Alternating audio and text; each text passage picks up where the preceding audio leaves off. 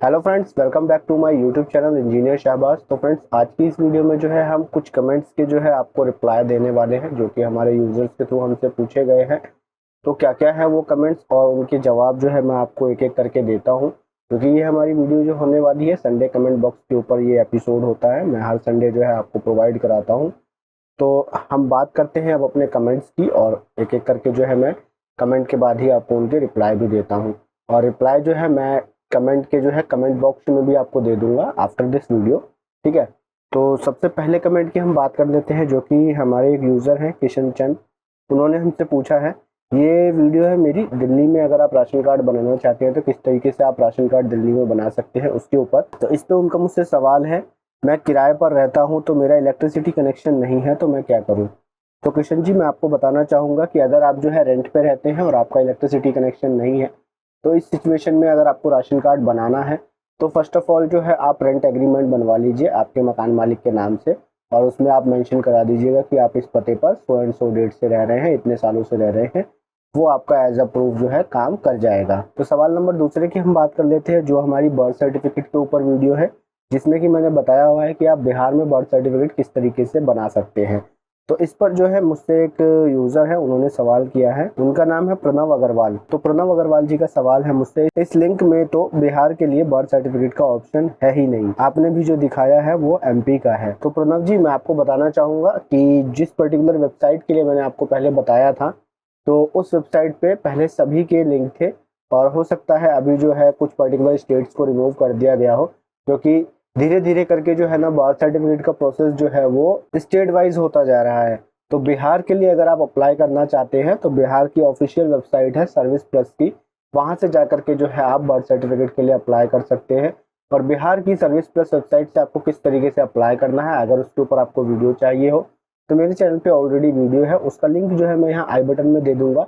और जितने भी वीडियोस के कमेंट के मैं जवाब दे रहा हूँ, उन सभी वीडियोस के लिंक जो है आपको डिस्क्रिप्शन बॉक्स में भी मिल जाएंगे। तो आई होप मैं आपके कंफ्यूजन को दूर कर पाया होऊंगा। तो सवाल नंबर 3 की बात करते हैं, जो कि हमारे एक यूजर ने हमारे आयुष्मान कार्ड वाली वीडियो पे पूछा है, जिसमें कि मैंने आपको बताया है कि आप आयुष्मान कार्ड को किस तरीके से डाउनलोड कर सकते हैं। तो इस वीडियो पर जो है एक यूजर है जिनका नाम है अंकित कुमार। उन्होंने मुझसे पूछा है, भाई राशन कार्ड के थ्रू तो आयुष्मान कार्ड बनता है बिहार में, लेकिन मैं जब अपना चेक करता हूं तो लिखता है दो beneficiaries found in given search criteria, क्या करें, कोई सॉल्यूशन प्लीज।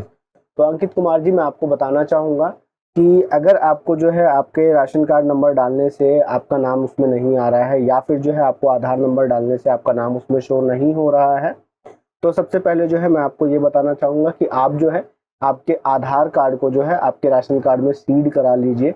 हो सकता है आपके राशन कार्ड में सिर्फ आपका नाम जुड़ा हुआ हो, आधार नंबर नहीं जुड़ा हुआ हो। ठीक है, और आधार सीड कराने के बाद में उसकी ई-केवाईसी भी आप करवा लीजिएगा। ठीक है, बेसिकली जो है आधार सीड अगर रहता है, यानी कि आपका आधार लिंक रहता है आपके राशन कार्ड में, तो इजीली जो है बेनिफिशियरी का नाम शो हो जाता है। तो आप इन दोनों प्रोसेस को कर लीजिए, उसके बाद जो है होपफुली आपको पोर्टल पर आपका नाम शो हो जाएगा। और सवाल नंबर 4 की अगर हम बात करें, तो सवाल नंबर 4 है एक यूजर द्वारा जो हमसे पूछा गया है, अगेन दिल्ली में आप राशन कार्ड के लिए किस तरीके से अप्लाई कर सकते हैं, उसी वीडियो पे। इनका नाम है संतोष कुमार। तो संतोष कुमार जी हमसे पूछते हैं, सर हम रेंट पर रहते हैं लेकिन हमारा मकान मालिक इलेक्ट्रिसिटी बिल नहीं दे रहा है, तो क्या मैं ई डिस्ट्रिक्ट वेबसाइट से इलेक्ट्रिसिटी कनेक्शन को नो करके राशन कार्ड अप्लाई कर सकता हूँ, पीएचएच स्कीम वाला, प्लीज रिप्लाई सर।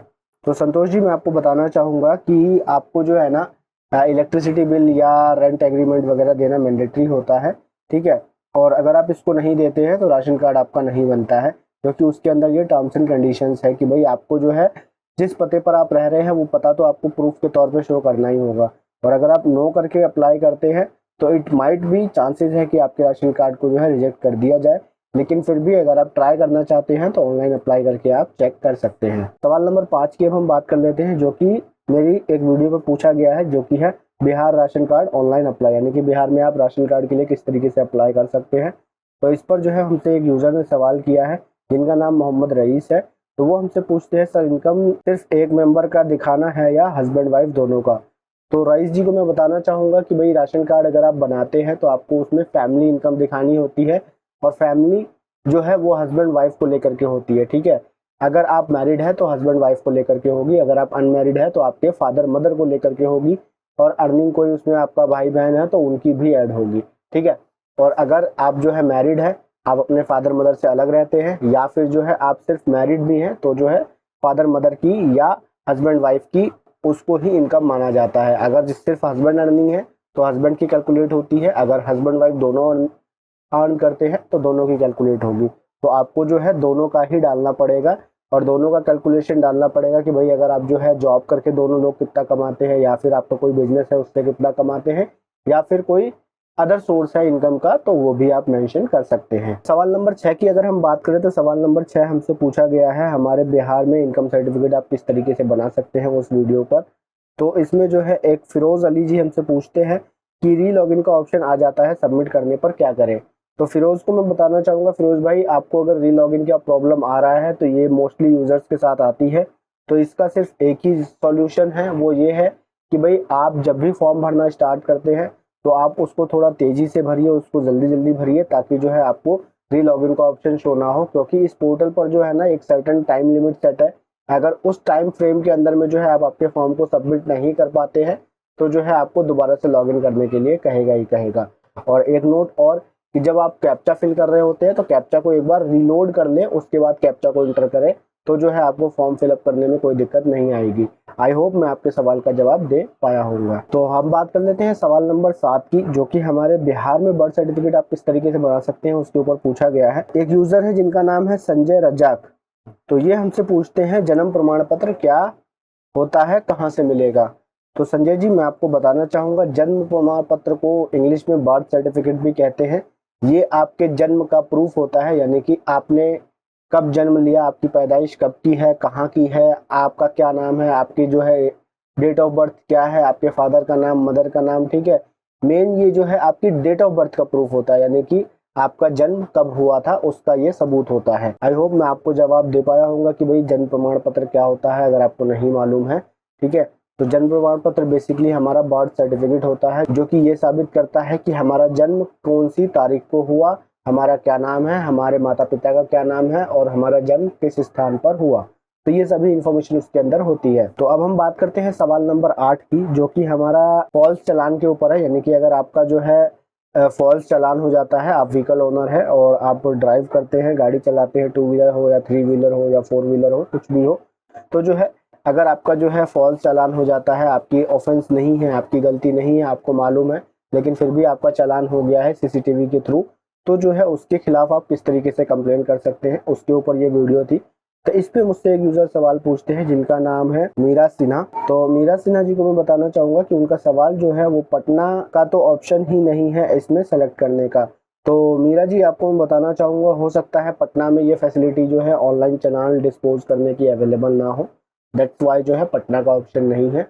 तो आपको जो है अगर आपके चालान को जो है डिस्पोज कराना है तो जो है आपके नजदीकी आरटीओ ऑफिस आपको जाना होगा, वहां से जाकर के आपको बात करनी होगी। और अब बात करते हैं सवाल नंबर 9 की, जो कि हमारा जो है वोटर आईडी कार्ड के ऊपर है। यानी कि अगर आपका वोटर आईडी कार्ड का स्टेटस आप ट्रैक करना चाहते हैं तो किस तरीके से आपके वोटर आईडी कार्ड के स्टेटस को आप ट्रैक कर सकते हैं, उस वीडियो के ऊपर है।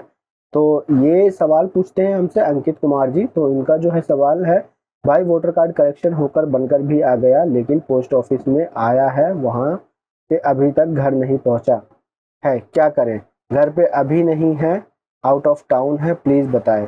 तो अंकित जी मैं आपको बताना चाहूंगा कि भाई आपका जो है वोटर आईडी करेक्शन हो करके जो है आपको पोस्ट कर दिया गया है, लेकिन पोस्ट ऑफिस के थ्रू आपको अभी तक नहीं मिला है। तो सबसे पहले जो है आप अपने जो है वोटर आईडी कार्ड के एप्लीकेशन को जब आप ट्रैक करते हैं तो वहां पर जो है आपका जो पोस्ट किया जाता है ना वोटर आईडी कार्ड, वहां पर जो है एक ट्रैकिंग नंबर होता है, जिस किसी भी पोस्ट से वो किया गया है। बेसिकली ज्यादातर जो है इंडिया पोस्ट से किया जाता है, तो इंडिया पोस्ट का जो है वहाँ पर एक ट्रैकिंग नंबर होता है। उस ट्रैकिंग नंबर को जो लेकर के आप इंडिया पोस्ट की ऑफिशियल वेबसाइट पे जा करके ट्रैक एप्लीकेशन स्टेटस वाले ऑप्शन को चूज करेंगे, वहाँ पे उस नंबर को मेंशन करेंगे, वहाँ से आप स्टेटस चेक करेंगे कि भाई आपका जो है वोटर आईडी कार्ड वहाँ पर डिलीवर शो हो रहा है या फिर जो है नॉट डिलीवर्ड शो हो रहा है। तो स्टेटस जो भी हो उस हिसाब से जो है आपको उसे चेक कर लेना है। अगर डिलीवर्ड शो होता है तो जो है आपको आपके एरिया का जो पोस्ट ऑफिस रहता है वहाँ पे आपको बात करनी है कि भाई मेरा जो है वोटर आईडी कार्ड आना था, मेरे को रिसीव नहीं हुआ है और वो डिलीवर मार्क शो हो रहा है। तो वो आपको वहाँ से इन्फॉर्मेशन देंगे कि भाई उस वोटर आईडी कार्ड का क्या हुआ, या उन्होंने अभी तक डिलीवर क्यों नहीं किया, और डिलीवर मार्क किया है तो उन्होंने क्यों किया है। और अगर आपको कोई संदेह होता है कि भाई आपका वोटर आईडी कार्ड जो है आपको नहीं मिला है फिर भी डिलीवर मार्क है, तो उसके रिगार्डिंग जो है पोर्टल पर ऑप्शन होते हैं, आप कंप्लेन कर सकते हैं, चाहे आप पोस्ट ऑफिस में कंप्लेन करें या फिर आप ऑनलाइन कंप्लेन करें कि भाई आपको जो है आपके कोरियर को जो है डिलीवर नहीं किया जा रहा है आपके पते पर, उस रिगार्डिंग। तो अब हम बात करते हैं सवाल नंबर 10 की, जो कि मेरी राशन कार्ड में फैमिली मेंबर के नाम को किस तरीके से आप ऐड कर सकते हैं उसके ऊपर वीडियो है। तो उस पर सवाल पूछा गया है। तो किसी ने हमसे पूछा है जिनका नाम है विनय टिकेरा। तो विनय जी का हमसे सवाल है, सर जी मेरा राशन कार्ड ओपन नहीं हो रहा है, प्लीज टेल मी सर जी। तो विनय जी को मैं बताना चाहूंगा, विनय जी अगर आपका राशन कार्ड नहीं ओपन हो रहा है तो एक बार आप आपके आधार नंबर को अच्छे तरीके से चेक कर ले कि आप आधार नंबर उसमें सही डाल रहे हैं कि नहीं। और अगर आपका आधार नंबर सही डालने के बाद भी ओपन नहीं हो रहा है तो जो है आपकी फैमिली में जो है और कोई मेंबर है, जैसे कि आपकी वाइफ हो गई या फिर आपके फादर मदर, अगर आप अनमैरिड है तो आपके फादर मदर या आपके ब्रदर सिस्टर, तो आपके फैमिली मेंबर में कोई भी मेंबर हो तो उनमें से किसी और के आधार कार्ड नंबर को आप डाल करके आपके राशन कार्ड को ओपन करने की कोशिश कीजिए। अगर जो है किसी और फैमिली मेंबर के आधार नंबर से आपका राशन कार्ड ओपन हो जाता है तो इस सिनेरियो में ये होगा कि भाई आपको जो है ना आपके आधार नंबर को जो है आपके राशन कार्ड में सीड कराने की जरूरत है, यानी कि लिंक कराने की जरूरत है। आपका आधार नंबर जो है आपके राशन कार्ड में लिंक नहीं है, इसीलिए जो है आपके आधार नंबर से आपका राशन कार्ड ओपन नहीं हो रहा है। तो अगर ऐसा इश्यू आता है, किसी और फैमिली मेंबर की डिटेल से जो है आपका राशन कार्ड ओपन हो जाता है, तो इस सिनेरियो में जो है आप आपके जो है राशन कार्ड में आपके आधार कार्ड को लिंक कराएंगे। और जब आप लिंक कराने जाए तो साथ के साथ जो है आपकी ई-केवाईसी भी करा लीजिएगा, क्योंकि ई-केवाईसी का प्रोसेस अभी चल रहा है और वो मैंडेटरी है। तो सवाल नंबर 11 की हम बात करते हैं, जो कि हमारी दिल्ली में राशन कार्ड आप किस तरीके से अप्लाई कर सकते हैं, इस वीडियो पर पूछा गया है। और इस सेम वीडियो पर ये तीसरा सवाल है इस हफ्ते में। तो जो है मैं सवाल देख लेता हूँ क्या है भाई। ये हमसे सवाल पूछा है, किसी यूजर का नाम ये थोड़ा अटपटा सा है, सेंड्रस कुछ करके लिखा हुआ है। खैर जो भी हो, बहरहाल अगर नाम पढ़ने में गलती हुई हो तो माफ़ी चाहता हूँ भाई। तो इनका सवाल है मुझसे, सर ऑनलाइन अप्लाई करने के बाद एसडीएम ऑफिस भी जाना पड़ता है क्या वेरिफिकेशन के लिए? तो आपको मैं बताना चाहूँगा कि एसडीएम ऑफिस जाने की ज़रूरत नहीं है। बेसिकली जो है आपके डॉक्यूमेंट्स अगर अच्छे से आपने स्कैन करके जो है प्रॉपर वे में अपलोड किए हैं और वो वैलिड है, तो जो है आपका वेरिफिकेशन ऑनलाइन ही होकर के जो है आपको अप्रूवल मिल जाता है। लेकिन अगर काफ़ी दिन तक जो है, जो टाइम लिमिट है जैसे कि 30 दिन या 45 दिन जो भी होती है, 14 दिन 30 दिन 45 दिन, उसके अंदर आपको लिख करके मिलता है कि भाई आपकी कितनी टाइम लिमिट है, उसके अंदर में अगर अप्रूवल नहीं होता है तो जो है नीचे जो एड्रेस मेंशन होता है ना आपका रेवेन्यू ऑफिस का, वहां पर आप जाकर के जो है अपने डॉक्यूमेंट को वेरीफाई करवा सकते हैं। तो अब हम बात कर लेते हैं अपने सवाल नंबर 12, जो कि हमारा लास्ट सवाल है। और ये हमसे पूछा है किसी यूजर ने, हमारे बिहार में आप ओबीसी सर्टिफिकेट किस तरीके से अप्लाई कर सकते हैं, यानी कि ओबीसी में NCL non creamy layer certificate किस तरीके से अप्लाई कर सकते हैं, उस वीडियो के ऊपर। इन यूजर का नाम है nsg.commando। तो जो है इनका सवाल मुझसे है, मेरा इनकम कृषि और अन्य स्रोत है और इसमें अन्य स्रोत का ऑप्शन नहीं है, कैसे अप्लाई करूं? आपको मैं बताना चाहूंगा कि अगर आपको जो है अन्य स्रोत का ऑप्शन नहीं शो हो रहा है तो जो एनसीएल सर्टिफिकेट होता है ना, उसमें आपसे आपका जो है caste certificate, residence certificate, income certificate, ये सभी चीजें मांगी जाती है। तो उसमें जो आप इनकम सर्टिफिकेट खुद का पहले से बना हुआ अपलोड करेंगे ना, तो उसमें अगर आपका जो है अन्य स्रोत मेंशन है तो उससे भी काम चल जाएगा। और यहाँ पर अन्य स्रोत का ऑप्शन नहीं शो हो रहा है तो हो सकता है आपको अदर वाला ऑप्शन शो हो रहा हो, उस पर आप क्लिक करके जो है आपकी अन्य स्रोत वाली इनकम को मेंशन कर सकते हैं। तो आज की इस पर्टिकुलर वीडियो में इतना ही। आई होप मैं आप लोगों के सब लोगों के सवालों के जवाब दे पाया होगा। जो भी कमेंट्स मुझसे पूछे गए थे इस हफ्ते में, मैंने तमाम कमेंट्स को पिक कर लिया और कम से कम जो है लगभग 12 सवालों के मैंने जवाब दिए हैं। आई होप आप लोगों को जो है मेरे जवाब से जो है कुछ सीखने को मिला होगा, आपकी क्वेरीज रिजॉल्व हुई होगी। तो दोस्तों आप लोगों से रिक्वेस्ट करूंगा, अगर चैनल पर मेरे पहली बार आए हैं तो प्लीज़ मेरे चैनल को सब्सक्राइब कर लीजिएगा। वीडियो पसंद आई हो तो वीडियो को लाइक कर लीजिएगा। और कोई भी क्वेरी हो आपकी मेरे पर्टिकुलर वीडियो से लेकर के, तो आप कमेंट सेक्शन में कमेंट करके मुझसे पूछ सकते हैं। इसी तरीके से आपको अगले संडे जो है उन क्वेरीज का रिस्पॉन्स मिल जाएगा। तो फिलहाल इस वीडियो में इतना ही। मैं मिलता हूँ आप लोगों से अपनी नेक्स्ट वीडियो में। Till then goodbye and take care.